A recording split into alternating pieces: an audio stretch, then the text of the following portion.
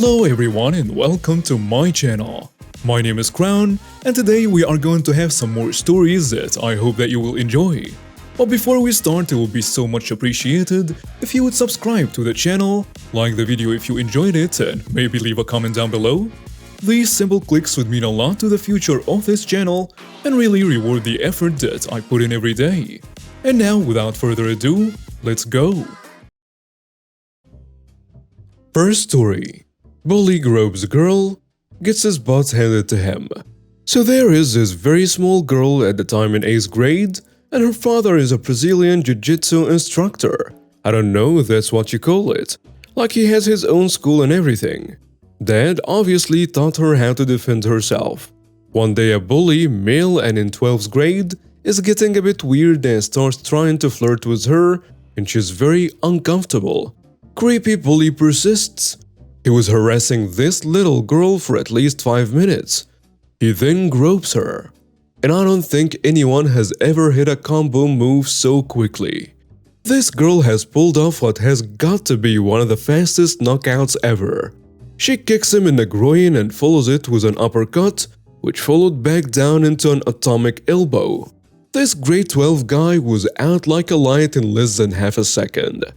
Anyway, the parents of the bully start trying to take action and get this girl in as much trouble as possible for beating up their son. They called a meeting with the principal and the girl's parents. The principal sided with them and decided that the girl should leave their school. Her dad is furious, but the school doesn't budge. Eventually, the dad says, "My daughter is starting at this school, and that sicko is leaving. He can either leave quietly and immediately, or we can escalate this. We will sue for sexual assault and come after both the school and the family." And at that, eventually the school waived all the punishment the girl had been given and expelled the bully on the spot. That dad could not have been prouder of his daughter for knocking out a creep who was literally 3 times her size. Next story. Screw is me, okay. But screw is my dogs and cats get screwed.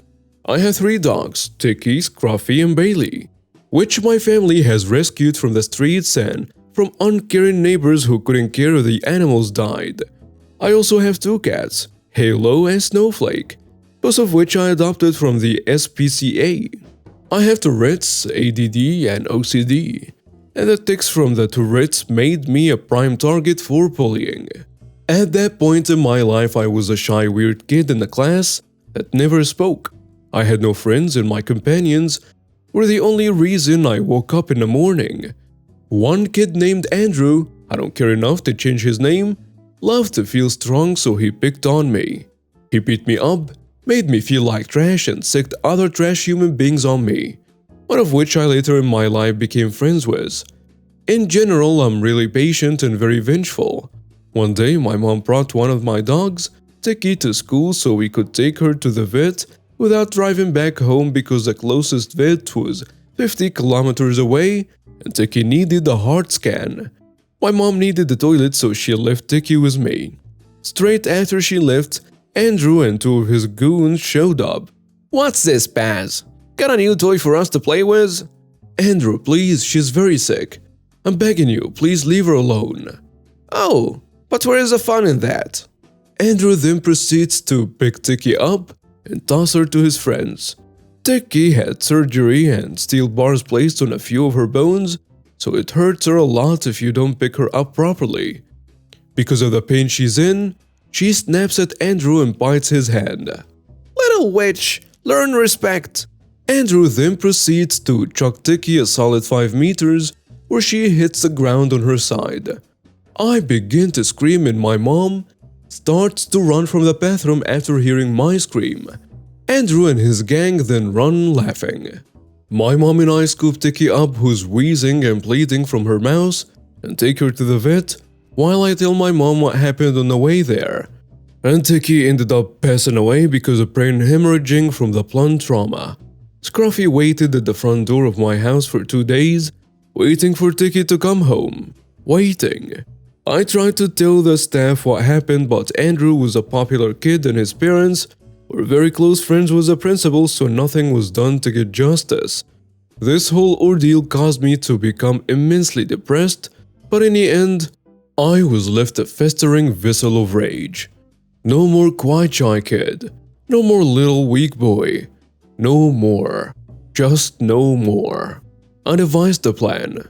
I went to the gym every morning at 4:30 until 5:30. Then I would get dressed and go to school. This boosted my self-confidence and I soon gained a few friends who are still my friends to this day. I became a teacher's pet, and I made the whole school think I was a loyal goody two-shoes teacher's pet, all according to plan. After 3 years, I was seen by the staff as the epitome of a good and innocent student. No one would suspect me to harm anyone else. Andrew had a scholarship to my school for playing sports, and it was his passion in life. It would be a shame if someone were to end that.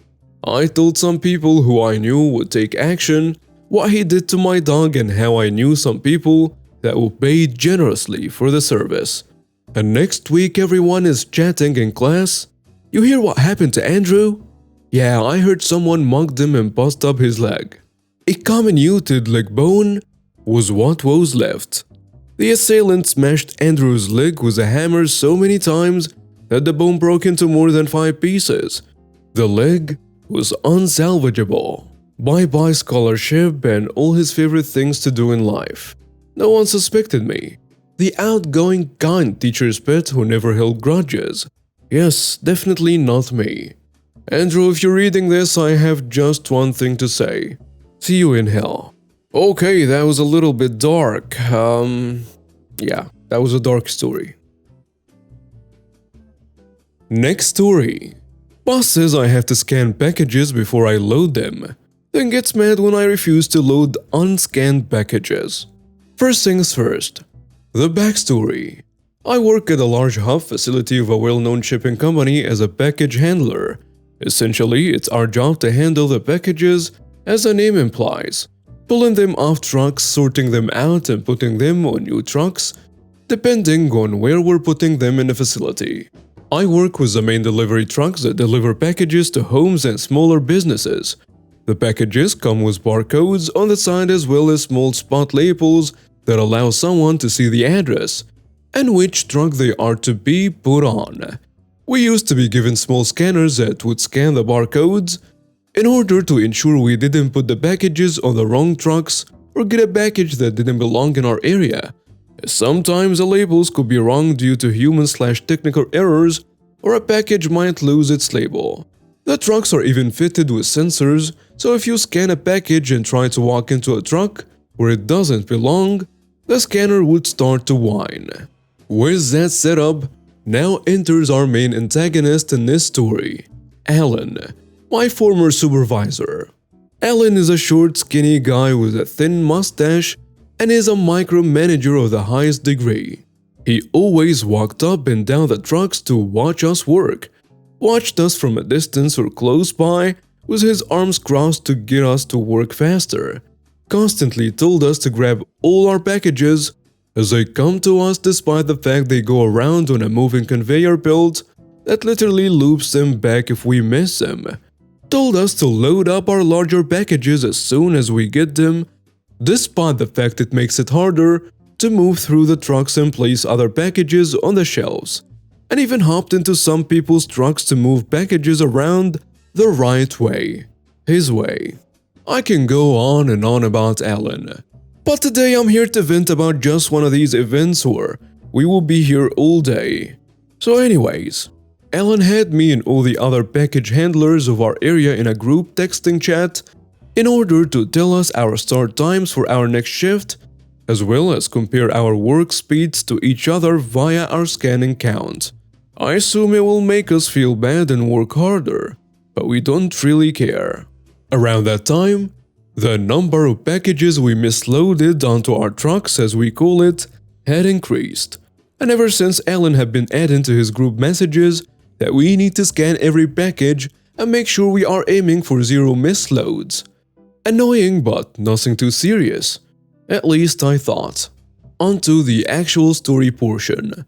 So one day, I'm working on a belt as usual and my scanner suddenly decided to screw up on me, as they tend to do. if smacked or if the battery comes loose. I went to Alan and asked him if he could help me fix it or give me a new one to use. Instead, he takes it and tells me to keep loading my trucks without the scanner and just use the labels on the packages. This isn't really allowed, and instead I chose to stack the packages in front of the trucks so I can scan them once I get a new scanner.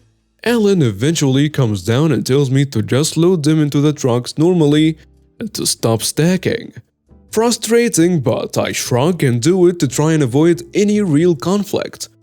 That evening, Alan messages a group and lists out our speeds with me at the bottom and is once again spouting on that we need to make sure we are scanning our packages before loading them, and even comes to talk to me the next day about my number of misloads. I'm angry, of course, as he's the one that told me. But at that point I was still fairly new to the job and did not really feel comfortable arguing with the supervisor. So I just tried to continue on with my work with a mental note of always scanning my packages no matter what. So he can't pull this again, unaware that this will be my malicious compliance later on. Fast forward a few months later, Alan is leaving for real estate and is training one of the package handlers to be his replacement before he leaves. By that time, I am fed up with all the micromanaging and pestering, and just cannot wait for him to be gone. It's about the final week of his employment that I'm working the build, and once again my scanner freaks up and stops working. I hand it over to Alan once again, and just like before, as if he has never cared about scanning, he tells me to keep loading the trucks. I smile to myself and nod, so I continue stacking my packages in front of my trucks, waiting for that new scanner to arrive. Not long after, Alan comes back with a trainee at his side. He asks me what I'm doing and I tell him I'm stacking my packages. Once more, he tells me to keep loading my trucks and this time I talk back, telling him I'm not loading them without a scanner. I have to admit, at this time, I was done with Alan and let my anger get the better of me. Raising my voice and getting a bit shaky as I have a very hard time dealing with anger, especially after dealing with his crap for so long. The trainee tries to settle the situation and tell me to just keep stacking and they will get a scanner right away. But he was interrupted by Alan telling me once again to load my trucks, and this time it was louder. I flatly respond no, and thus it goes back and forth like this for nearly half a minute before I eventually tell him to get it to me in writing because I am not getting fired over this. Remember, we're not supposed to load a package without scanning it, and can indeed get in trouble if they can prove we did it intentionally. This seems to get him even more mad and he eventually tries to pull the head supervisor card. He asks me if I would like him to go get the head supervisor to try and intimidate me, I guess. I wasn't able to chuckle in my anger and just told him to go ahead and get him. Him and the trainee walk off with him storming down the build. A few minutes later, the trainee comes back with a scanner in hand, apologizing and telling me to just get back to work. I did not see Alan for the rest of the day, and if memory serves, the rest of his final week as well. Next story, entitled Parental Figure Gets Karma. So I grew up the victim of narcissistic abuse. My sister, who was 12 years older than me, demanded the parental role, and my parents, enablers, allowed it so she wound up in a largely parental role. There is story after story of her abuse of me, including standing me in front of her friends when I was 10 to break down how fat I was. I was in Weight Watchers by 11 by my own request, phoning my school to demand they drug test me. They said no. Phoning in an anonymous tip that I had drugs in my locker. I didn't. Diagnosing me with various disorders and more. She's a social worker. The entitlement comes in that she believed I was her property to do with as she pleased. She once used a tabula rasa theory to justify this. When she got married and had a son, I was 16, she made my life hell to make me leave. I was living with them and my parents couldn't take me. However, as I was couch surfing and sleeping in parks, She demanded I come to her home every day after school and babysit my nephew for free. If I didn't, she threatened to have me committed. Remember those diagnoses? Again, there is more, but suffice it to say, it would take up way too much space to relate. I was always told not to talk to outsiders about all this, because they would take me away and put me in a horrible place called foster care, where she would threaten to have me locked up. So all my life I put up with this. At 45, I finally had enough. My father and I made peace with his role in it all before he passed, and that was all I needed. I went low contact with my sister, and I still even now maintain some contact because my mother is alive with dementia and I wanted to remain informed of her care. So other than talking about my mother, she is out of my life. Fast forward to May/June of this year, and during one of the calls about my mother's care, she's gotten COVID but survived, I found out that my sister's husband has a rare form of blood cancer and is unlikely to survive. My sister is legally blind, and her son moved to the northern part of the province and has little contact with her. Her childhood friend died, so now my sister is largely alone and looking to me for comfort. Well, I finally made it clear to her that's not going to happen. She made her bed, and now she can lie in it. I have a life to live. And now we have reached the end of today's stories.